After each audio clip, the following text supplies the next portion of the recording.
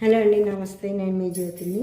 నేను ఈరోజు మీకు అల్లం పచ్చడి చేసి చూపిద్దాం అనుకుంటున్నాను. అల్లం వెరైటీ ఏంటంటే నేను అల్లాన్ని వేయిస్తానండి, వేయించి చేస్తాను. అప్పుడు మనకు నిలవ ఉంటుందన్నమాట. ఇంగ్రీడియంట్స్ ఒకసారి చూడండి. ఒకసారి. అల్లం ఏమో 2 కప్పులు తీసుకున్నానండి. అల్లం 2 కప్పులు, ఎండుమిరపకాయలు 1 గుప్పెడు తీసుకున్నాను. తర్వాత ఇది ఈ పచ్చిశనగపప్పు ఇవన్నీ మనకి తిరగమాతలోకి వస్తాయి, చివరి వస్తాయండి. 2 చెంచాలేమో ఆయిల్ తీసుకున్నానండి. చింతపండు 1 గుప్పెడు తీసుకున్నానండి. ఇది కొత్త చింతపండు కొంచెం తీసుకున్నాను. ఇదేమో కొంచెము ఇది బ్రౌన్ షుగర్ తీసుకున్నాను. మీరు బెల్లం వేసుకోండి, నా దగ్గర బెల్లం ఉండదు.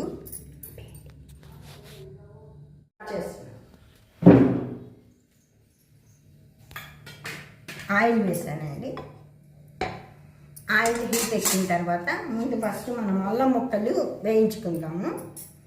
అల్లం వేయిస్తే మనకి నిలవ ఉంటుందండి. పసుపు కూడా కొంచెం వేస్తాం. ఈ అల్లం ముక్కలు ముందు నేను తరుక్కున్నానండి. తరుక్కొని చిన్నగా వస్తాయి కదా, తరిగిన తర్వాత వేయిద్దాము. అల్లం వేయిస్తే ఇది ఒకవేళ పచ్చి వస్తే నిలవ ఉండవు కదండి. అల్లం వేయిస్తే మనకు నిలవ ఉంటుంది. కొంచెం పసుపు వేస్తాను, 2 పించులు వేస్తాను. ఎక్కువ వేస్తే మళ్ళీ పసుపు వాసన వస్తుంది. అల్లంలో పసుపు వేస్తాను. ఇది వేయించిన తర్వాత అప్పుడు ఎండుమిర్చి వేస్తాను ఆయిల్లో. ఇది ఎండుమిరపకాయలు వేస్తాను. ఈ ఎండుమిరపకాయలు ఎంత వేయిస్తే అంత టేస్ట్ వస్తుందండి. కొంచెం నలుపు దిగే వరకు వేయించుకోవాలన్నమాట. నలుపుతాలు వచ్చే వరకు ఎండుమిరపకాయలు వేయించుకోవాలి.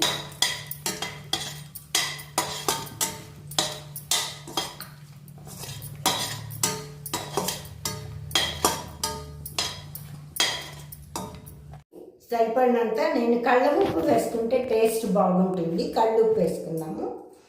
ఫస్ట్ మనము అల్లం వేసుకుందాము.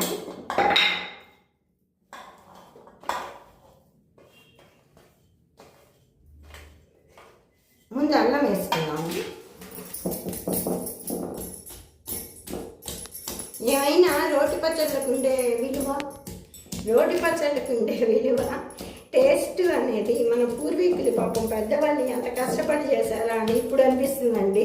మా అమ్మమ్మ గారు అన్ని రోట్లో అడ్డంగా నూరేవాళ్ళు, పైగా రుబ్బడం దంచడం కూడా కాదు, అడ్డరోళ్ళు ఉండేవి చిన్నప్పుడు. పెరిగింది కదండి, అందుకని మనము ఎండుమిర్చి వేస్తున్నామండి. చిన్న రోళ్ళు వేసుకున్నాను. పెద్ద రోడ్డు దొడ్లో ఉంది కానీ రుబ్బలాక దంచలాక అది వదిలేసాం. ఇప్పుడు మనము ఎండుమిర్చి, ఉప్పు, అల్లము కలిపి దంచుకుంటున్నామండి. ఉప్పు వేసేసాను. కళ్ళ ఉప్పు వాడితే మనకి కళ్ళ ఉప్పు, ప్రాసెస్ చేసిన ఉప్పు, కళ్ళ ఉప్పు కూడా అమ్ముతున్నారు. ఆశీర్వాద్ వాటిల్లో వస్తున్నాయి. అవి తీసుకున్నారంటే మీరు కళ్ళ ఉప్పు ఏంటంటే నిలవ ఉంటుంది పచ్చడి.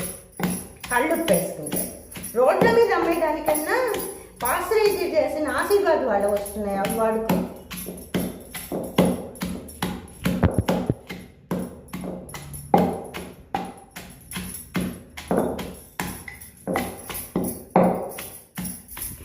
వేస్తున్నానండి. చింతపండు ఉడకబెట్టక్కర్లేదండి, నానబెడితే చాలు. మనము మినుము చింతపండు చేసుకున్న, అల్లం కారం చేసుకున్న చింతపండుని ఉడకబెట్టక్కర్లా.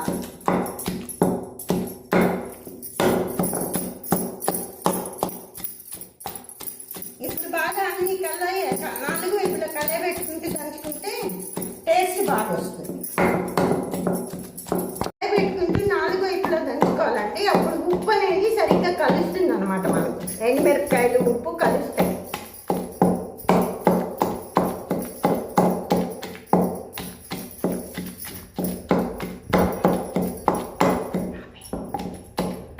బ్రౌన్ షుగర్ వేస్తున్నానండి. మీ దగ్గర బెల్లం ఉంటే బెల్లం వేసుకోండి, బ్రౌన్ షుగర్ అయినా బెల్లం అయినా వేసుకోండి. ఈ ఆయిల్ వేడెక్కిన తర్వాత మెంతి గింజలు ఇందాక వేసుకోలేదండి. మనము మెంతులు వేస్తాము, ఎక్కువ వేయము, ఒక 4 గింజలు వేస్తాం. మెంతులు వేస్తే ఫ్లేవర్ బాగుంటుంది. మెంతులు కొన్ని వేసాను. ఆవాలు కొన్ని వేసానండి, జీలకర్ర అక్కర్లేదు, పచ్చనగపప్పు వేసాను,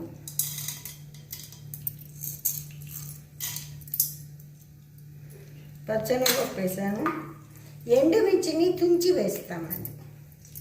దీనిలో ఇంగు వేయమండి.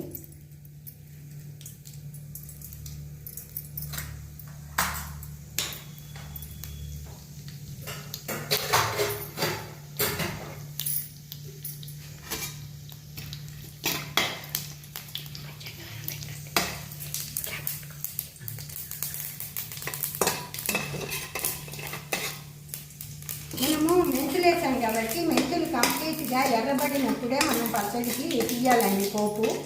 లేకపోతే మెంతులు కొంచెం పచ్చగా ఉన్నాయనుకోండి, అప్పుడు మనం వేసామంటే చేడైపోతుంది పచ్చడంతా. అందుకని మెంతులు కంపల్సరిగా ఎరుపు దాడిగా ఉండాలి.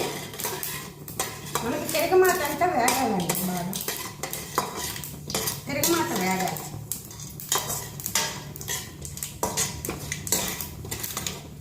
జీలకర్ర వేయక్కర్లేదండి, ఆవాలు, మెంతులు, పచ్చనగపప్పు, ఎండుమిరపకాయ.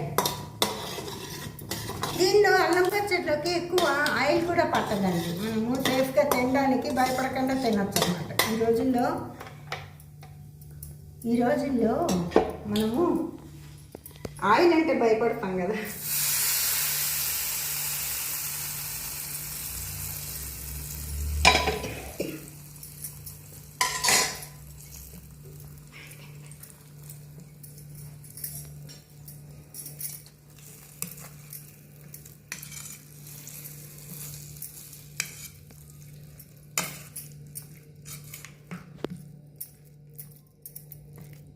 కొంచెం టేస్ట్ చూస్తానండి.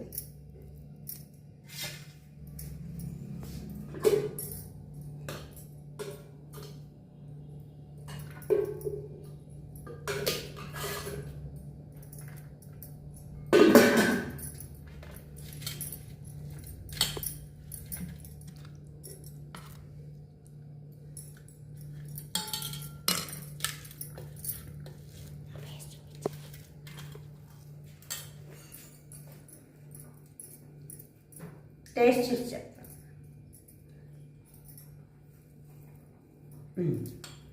బాగుంది, పులుపు కారం చెప్పి మీరే చేసుకోండి, మీరు హాయిగా తినండి. అందుకే నేను 15 days వెయిట్ చేస్తూ ఉంటాను అనమాట. నేను వెంటనే చేయలేను, ప్రోడక్ట్ కొంచెం లేట్ అవుతుంది.